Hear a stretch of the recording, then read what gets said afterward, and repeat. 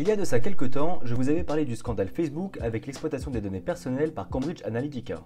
Facebook a eu de lourdes poursuites et Mark Zuckerberg a dû s'expliquer devant le Congrès américain.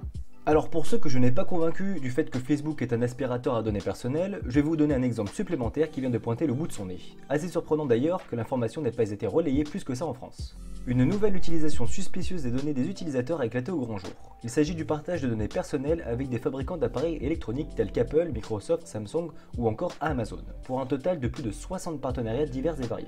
En informatique, ou plus particulièrement dans le domaine du développement, il est possible d'utiliser ce qu'on appelle un API, Application Programming Interface, ou une interface de programmation, qui permet aux développeurs de récupérer des données d'un service web, ici Facebook, en utilisant des morceaux de code publics. C'est notamment grâce à ces API que l'on peut se connecter par exemple en utilisant son compte Google ou Facebook sur un certain nombre d'applications et de jeux. C'est un moyen simple d'identifier et de récupérer des informations uniques sur un utilisateur.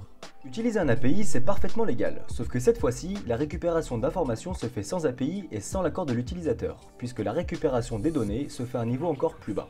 Les téléphones sont capables de lire et analyser les sessions d'utilisation de l'application Facebook, c'est-à-dire à chaque fois que vous utilisez Facebook sur votre smartphone.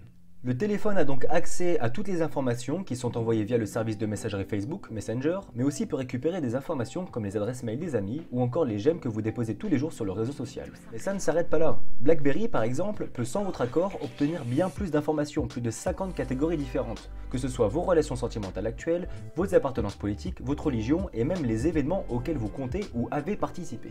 Vous l'aurez compris, votre Facebook est un énorme livre que votre téléphone se charge de feuilleter à chaque fois que vous l'utilisez. Le scandale récent avec Facebook était dû à une mauvaise utilisation par les développeurs qui ont créé des applications Facebook de recueil d'informations à l'insu des utilisateurs. Seulement cette fois-ci, c'est Facebook lui-même qui a signé des contrats en 2011 avec des dizaines de constructeurs pour revendre ces données. La seule raison qui a été dévoilée publiquement est la suivante. Nous cherchons à réellement améliorer l'expérience utilisateur, contrairement aux développeurs d'applications Facebook qui ne font principalement que des jeux. C'est gentil, non? Ils pensent à nous. Surtout quand on sait que ces données peuvent être utilisées par le téléphone et plus particulièrement par les applications même du smartphone. Alors oui, les données peuvent être communiquées à des applications natives créées par le constructeur et qui peuvent réellement améliorer l'expérience de l'utilisateur. Mais cela peut surtout donner lieu à des transferts de données entre applications qui peuvent communiquer entre elles. Ce que je vais vous dire maintenant n'est que supposition, mais c'est un exemple d'utilisation qui peut parfaitement avoir lieu.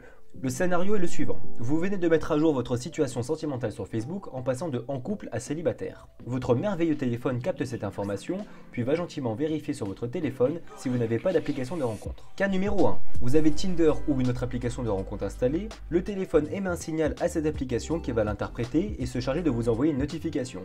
Eh, ça fait longtemps qu'on vous a pas vu, il est temps de revenir. Ah bah ça tombe bien, justement je viens de rompre. Allez, on va faire un tour. Cas numéro 2. Vous n'avez aucune application de rencontre installée, mais le téléphone se charge tout de même de communiquer l'information. Cela peut être à Google par exemple, qui va donc se servir de sa régie publicitaire pour vous afficher des merveilleuses pubs de sites de rencontre. Il peut également s'agir de Facebook lui-même, qui va se charger d'afficher des publicités de sites de rencontre directement dans votre fil d'actualité.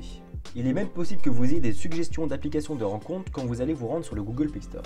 Bref, vous l'aurez compris, cela peut prendre une tournure assez malsaine et qui reste la plupart du temps invisible. Cela peut avoir des impacts sur votre humeur et même vous contrôler. Et dans ce cas, vous devenez qu'un simple esclave, car en analysant vos informations, il est possible de prédire et contrôler vos prochains désirs.